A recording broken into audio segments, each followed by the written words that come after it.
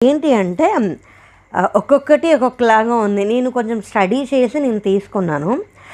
పైగా నాకున్న పిచ్చికి ఏమనుకున్నానంటే, నేను ఇంగ్లీష్‌లో ఒక 3 పుస్తకాలు, తెలుగులో ఒక 3 పుస్తకాలు, హిందీలో ఒక 3 పుస్తకాలు చదువుకుందాం అనుకున్నా.